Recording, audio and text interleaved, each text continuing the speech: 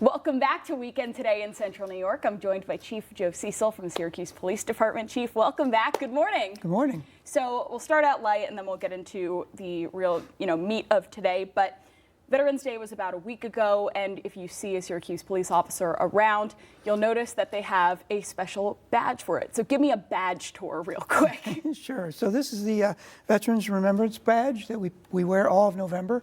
Many officers are wearing it. Again, it's just a way for us to honor and remember not only those who have served and sacrificed themselves, but those that are still here, still serving the country, still making sure we're safe.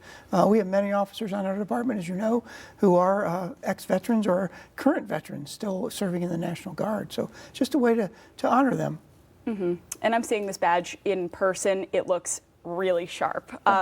So pivoting into our next topic, talking about the grant for the Drone First Response Program. First of all, we started with an idea. We finally now have the money for it.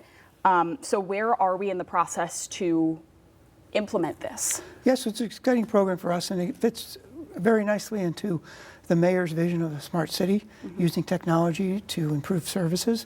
So right now, we hope to launch it in the first quarter of next year, now that we have it approved from the Common Council, and we have the grant, we have the funding. So we're hoping to move fairly quickly and launch it next quarter. So now going into what this would be used for, we've seen drones in some kinds of police situations before. What would this be used for, simply put? Yeah, so it's a first responder, and it's the reason it's so valuable is because if you can imagine the tactical advantage of having a drone respond to a shots fired or shooting or a car crash, serious car crash, or a large disturbance in the street, respond within seconds and be able to give officers who are en route real-time data about what's going on there. Is the shooter still there? Is the car crash so serious that we have multiple victims? And how do we get the fire control in there and ambulances in there?